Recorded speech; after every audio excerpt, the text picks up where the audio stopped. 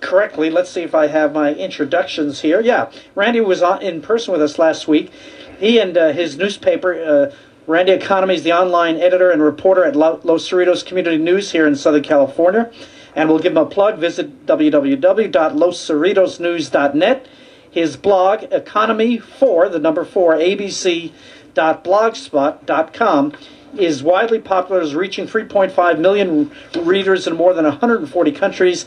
He's lived most of his life in the city of Cerritos, and but he attended school at Utah State University, and he, along with his newspaper, has uncovered the whole scandal going on in the LA County Assessor's Office. And tell us what's happened this week, Randy. Well, you know, Mark, it was really interesting because less than 96 hours after I was on the show with my publisher, Brian Hews, last Saturday night, members of the Los Angeles County District Attorney's Office and other law enforcement agencies basically began a complete raid on 12 different locations within the LA County Assessor's Office in 2 different states, here in Southern California and again in Arizona. Why'd they go to Arizona? Arizona is where one of the main principal players of this actual investigation does business, Mr. Ramin Solari, right? Who is a property tax agent who represents thousands of clients before the LA County Assessor's Office and Property Appeals Assessment Board in regards to getting people's tax assessments lowered. And just for listeners who didn't listen last week, what's going on in the Assessor's Office? Well, basically, it's a wide-ranging probe. Los Cerritos Community News in February, on February 6th, we were the first newspaper to go ahead and start covering and talking about the opening of an investigation by the Los Angeles County District Attorney's Office. And basically, it's a pay-for-play scheme is what they're looking at. And this past week, Mr. Noguez, he's been in Mexico. He's the county assessor, for people who don't know. Yeah, he's been in Mexico, the Los Angeles County Assessor, but his house on Olive Street in Huntington Park was the first location to be raided. Why? 7 a.m. I'll give you the time. And they carted off, I don't know how many box loads. Can you hear me, Randy? Full of, yes. I was going to ask you, why did he go to Mexico? Do we know? They're claiming that his father passed away last month. Okay. And there's a great deep mourning period for like 30 days in the Latino heritage, and I believe that's why he said that he had to be down there. So while he was there, they raided his house? They raided his house while he was gone. I see. Were you around? Did you hear what? Did they carry out boxes? My phone started ringing at, I think the raid started at 7. My phone started ringing at 7:05 from people who work inside the assessor's office who were very alarmed when they basically came in with, when members of the law enforcement came in with flak jackets and armed guns and search warrants, and basically came in and shut the assessor's office down for just about an entire day throughout all of Los Angeles County. That's amazing. But I had neighbors who live on Olive Street with, by Mr. Noguez, and they said that it was one of the scariest, situations they had, that all of a sudden it was just something out of like a crime scene investigator television program where all of a sudden they just swarmed in, locked down the entire neighborhood, went in and started taking stuff. And they were there for hours upon hours. So obviously something, it's all alleged, we have to say that, but it sure looks like something serious has been going on. And for our listeners, you're basically saying they gave him campaign funds through this intermediary to try to get their tax bill lowered.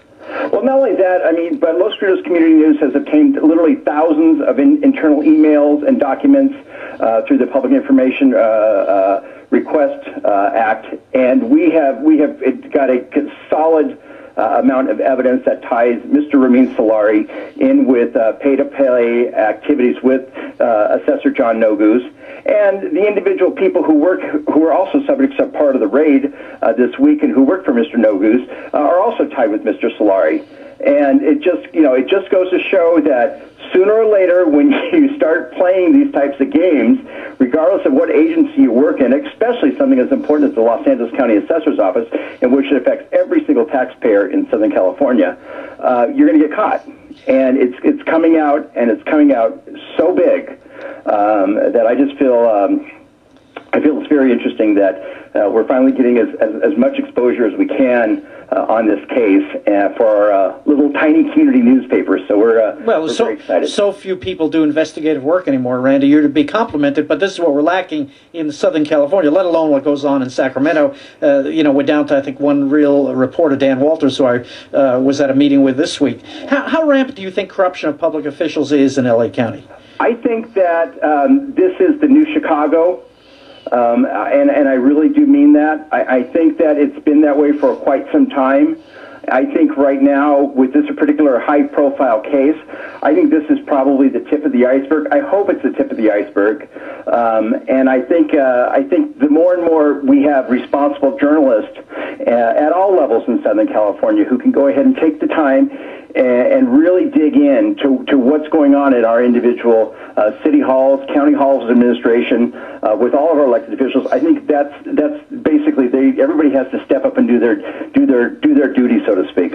And are there any other offices being investigated right now besides the LA Assessor's Office? Assessor's Office? To my knowledge, this is the only location this is basically the only current active investigation. I could be wrong. But I do know that they went to two internet sites, and reportedly American Online and GoDaddy.com. Their offices were also searched, and evidence was taken from there. Also raided were the Assessor's West District Office in Culver City and the East District Office in South El Monte. Some of the employees had told me that they were literally sequestered for hours in the basement of the LA County Hall of Administration while the raids took place, and they were very scared. The thing is, Mark, I want to point out, there's a lot of great employees who work for the Los Angeles County Assessor. These people have been dedicating so much of their lives for public service, and I think they're the ones who are really fed up, and that's why our phones keep ringing day in and day out. Well, in all fairness, why didn't it come out sooner? Why didn't some of these people report it sooner? I think that people did. I think you have to ask the media that, and I think you have to ask broadcast journalists that. I think you have to ask a number of other people why they sat on this story for so long. Mm-hmm. And I can't answer that question. I'm very lucky. I have a great publisher in Brian Hews, I met him last and an editor in Jerry Bernstein, who said, "You know what? Go for it. Let's go ahead and really do our work, and let's go ahead and see what we can do to basically own this story," and that's what we've done. I asked you this in a studio last week, but I've got to ask in a different way now. How do these public officials start getting all wrapped up in these corrupt practices? I mean, it's hard for me to believe that they don't think they're going to be caught somehow. You know what I think it is, and being in politics my entire life, also as a former political advisor to so many different candidates and office holders throughout Southern California and the West Coast here, I think it is that they just basically get caught up into the allure of public life. And I think when you see somebody like a John Noguez, who came from Huntington Park, and he basically shook everybody down in Huntington Park for years. To further his career, right. And he basically went from being a city council member in a very small city in Los Angeles County to being the largest county tax assessor in America. Mm-hmm. And I think he did it because he put together a political machine, just like a lot of politicians do, and they basically just bought the office. Too discouraging. Do you expect any kind of plea deals, or what's coming up next? I don't. Yeah, as I said, there's no official charges have been brought yet. I'm expecting, based upon the sources that I've been talking to, that things could be happening very, very quickly. I think that when this happens and when the hammer comes down and the handcuffs start flying out and start clicking, I think people are going to be stunned how many people are going to get caught up in this. Is he still in Mexico?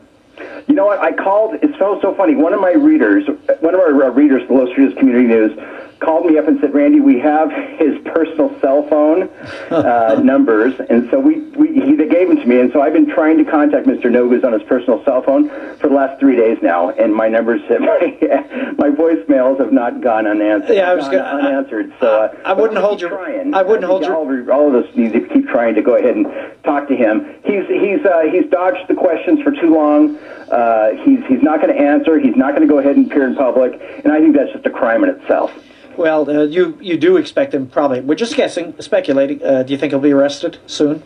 I think personally, After reviewing as much evidence as I have reviewed in regards to our emails through Los Cerritos Community News, and we're trying to put as many of them we can on our website at loscerritosnews.net, I don't think there's any doubt that this is going to be a very long, hot summer for Mr. Noguez. Yeah, I'm just thinking, can we get a group package? Maybe can we find something on Viragosa? No, I'm just getting your calls. I don't know. I mean, you know, are they buddies? Certainly was convenient for the Bell 8 or 9, you know, and do we know if the Noguez dozen? Do we know if they know each other? Oh, yeah, of course. I mean, all those people in Bell, Bell's right next door to Huntington Park. Yeah. I mean, come on, you don't need a compass to go ahead and determine exactly, you know, what's the difference between politicians in Bell and politicians in Huntington Park. Hey, there's the assessor returning your call right now. Is that him? Yeah, I think that's him. Oh, my gosh, is he back? Who knows? We're getting the first right here on the Mark Eisler Show. How do they get in touch with you? Keep in touch with you, Randy? Here's what you do. You just go to loscerritosnews.net, www.loscerritosnews.net. All the information regarding, we have a timeline. It's called the Noguez timeline. You can see every one of our articles that we've been working on for the last 4 months. It's chock full of documents, internal memos, and we're going to keep on this story. And I hope, Mark, that we can come on each and every Saturday night and go ahead and give an update to your listeners. But because of what you're doing, we're going to keep after this and have you on. And thanks for people like you, what you do out there. Thanks, Randy. Thank you so much, Mark. Keep up the good work. Probably talk to you next week. The guy's invited himself, and he's worthy of it, right? On the Mark Eisler Show. I used to roll the dice, feel the fear in my enemy's eyes. Listen as the crowd would sing. Now the old king is dead, long live the king. One minute I held the key. AM 870, The Answer.